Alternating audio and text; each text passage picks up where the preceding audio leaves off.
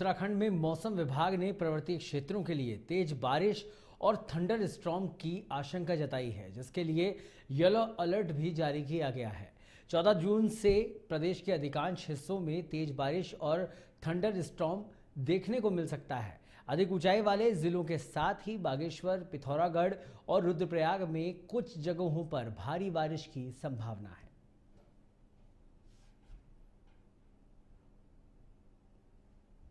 आगे अगर देखेंगे, अब आज 12 तारीख है तो 12 और 13 में स्कैटर्ड एक्टिविटी अभी भी जो हिल्स में वो मिलेंगी, विशेषकर जो अंदर के डिस्ट्रिक्ट है और कुमाऊं के जो अंदर के डिस्ट्रिक्ट है जिसमें पिथौरागढ़, बागेश्वर, तो वहाँ पर तो अनेक जगहों तक में भी एक्टिविटी वो मिलेंगी। साथ ही इक्का दुक्का जो ये अंदर के डिस्ट्रिक्ट है जैसे आपका पिथौरागढ़ है, बागेश्वर है या रुद्रप्रयाग है, इनमें देखेंगे इक्का दुक्का हैवी रेंस भी आज और कल में इनकी भी। देश के दिग्गज उद्योगपति मुकेश अंबानी के छोटे बेटे और रिलायंस के डायरेक्टर अनंत अंबानी ने हरिद्वार स्थित तीर्थ स्थल हर की पैड़ी का संचालन करने वाली संस्था श्री गंगा सभा को 5 करोड़ रुपए का दान दिया है। अनंत अंबानी 4 मई को पत्नी राधिका के साथ हर की पौड़ी पर गंगा पूजन के लिए आए थे। गंगा सभा के महामंत्री तन्मय वशिष्ठ ने जानकारी देते हुए बताया कि बुधवार को अनंत अंबानी के द्वारा दी गई दान की धनराशि गंगा सभा के अकाउंट में आ गई है। 5 करोड़ रुपए का दान दिए जाने पर गंगा सभा के तीर्थ पुरोहितों ने अनंत अंबानी का आभार जताया है और मां गंगा से उनके लिए आशीर्वाद की कामना की है। आदरणीय अनंत अंबानी जी और उनके धर्मपत्नी राधिका जी हर की पौड़ी पर आए। उन्होंने ब्रह्मकुंड पर मां गंगा की पूजा अर्चना की, मां गंगा का आशीर्वाद लिया और बहुत प्रसन्न होकर और मां गंगा का आशीर्वाद लेकर वो गए। उनके जाने के उपरांत उनसे हमने मिलने के लिए एक संपर्क किया और बड़े सहर्ष रूप से उन्होंने हमारे से भेंट को स्वीकार किया।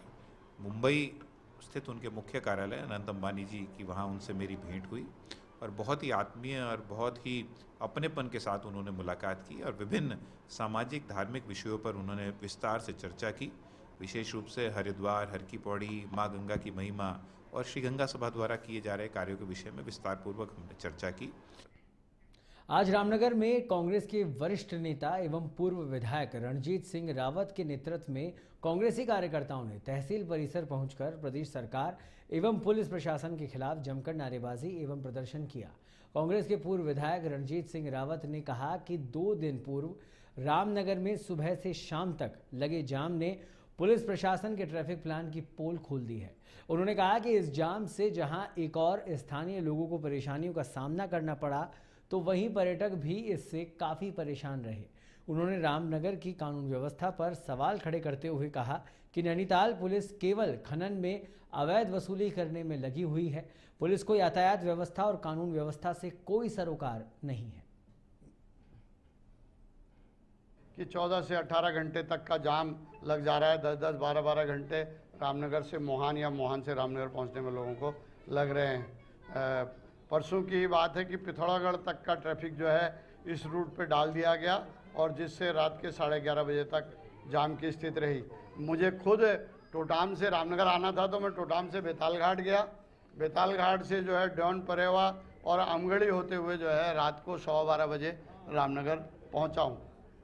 एक मरीज ने तो नीम किरौली में वाले जाम में जो है एम्बुलेंस के अंदर दम तोड़ दिया। तो हम सरकार को चेताने आए हैं कि वो उसका काम सिर्फ भ्रष्टाचार फैलाने का नहीं है, लोगों के घर तोड़ने का नहीं है, उनसे अवैध वसूलियां करने का नहीं है, फर्जी मुकदमे लगाने का नहीं है।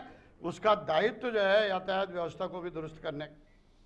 हरिद्वार के सलेमपुर के ग्रामीणों ने जिला अधिकारी को ज्ञापन देकर सलेमपुर का नाम नहीं बदलने की मांग की है। ग्रामीणों का कहना है कि सोशल मीडिया पर चल रही खबरों से पता चला है कि सलेमपुर को नाम बदलकर लोक माता अहिल्याबाई के नाम पर रखा जा रहा है। सन 1374 में बसा सलेमपुर प्राचीन गांव है। समस्त ग्रामवासी अपनी प्राचीन पहचान को कायम रखना चाहते हैं। संगीता पाटिल ने ग्राम सभा की खुली बैठक व ग्राम पंचायत की बैठक शीघ्र बुलाने के आदेश पारित करने की मांग भी की ताकि खुली बैठक में समस्त ग्रामवासियों की राय ली जा सके।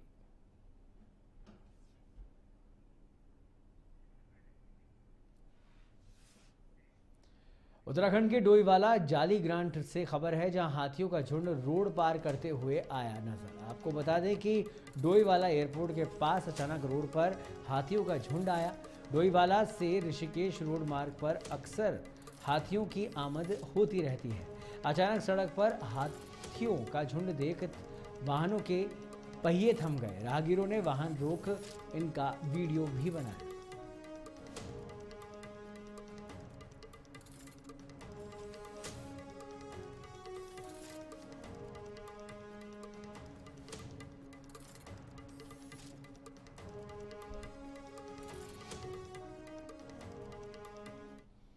देहरादून की जनता को दुपहिया वाहन लाइसेंस बनवाने को लेकर अब आरटीओ परिसर में दुपहिया वाहन टेस्टिंग ट्रैक बनाया गया है, जहां पर दुपहिया वाहन चलाकर अब लोगों की ओर से टेस्ट दिया जाएगा। इस बात को लेकर देहरादून के आरटीओ प्रशासन संदीप सैनी ने कहा कि हरिद्वार और ऋषिकेश के टेस्टिंग ट्रैक की तरह इस ट्रैक को बनाया गया है, जिसमें ड्राइविंग टेस्ट की सीसीटीवी से निगरानी की जाएगी। साथ ही उन्होंने कहा कि टेस्ट में कोई फेल हो जाता है तो उसे दोबारा 350 रुपये शुल्क जमा करके 1 हफ्ते बाद टेस्ट देने के लिए आना होगा।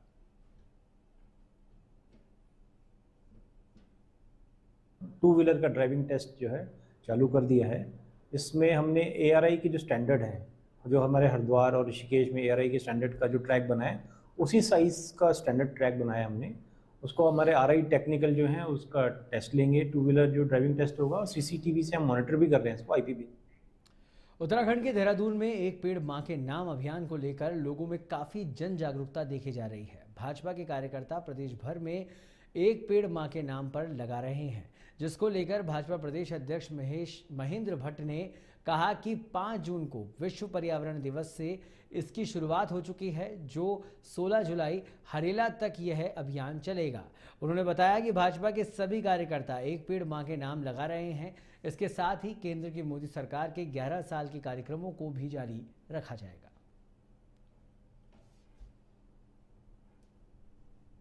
पूरे देश के अंदर एक पेड़ मां के नाम के अभियान की श्रृंखला प्रारंभ की है। भारतीय जनता पार्टी का कार्यकर्ता, प्रत्येक कार्यकर्ता से हमने आह्वान किया है कि वो एक पेड़ पर्यावरण की दृष्टि से लगाए। और जहाँ भी बीजेपी के कार्यक्रम होता है, मुख्यमंत्री कार्यक्रम है, चाहे मेरा कार्यक्रम रहता है, मंत्री कार्यक्रम होगा, हर कार्यक्रम के पहले, कार्यक्रम के बाद हम एक पेड़ जरूर सुनिश्चित करेंगे। और ये कार्यक्रम हरेला पर्व 16 जुलाई तक चलेगा। तो क्योंकि पर्यावरण संरक्षण उत्तराखंड की एक नज़ीर भी रही है, उसमें हम लोग अपना कार्यक्रम आगे बढ़ा रहे हैं। और सेवा सुशासन गरीब कल्याण के 11 वर्षों के कार्यक्रम भी पूरे प्रदेश में चल रहे हैं। आज मुख्यमंत्री जी भी हमारे जो उद्यमी हैं उनके एक सेमिनार को संबोधित करेंगे। मैं कल रुड़की में था।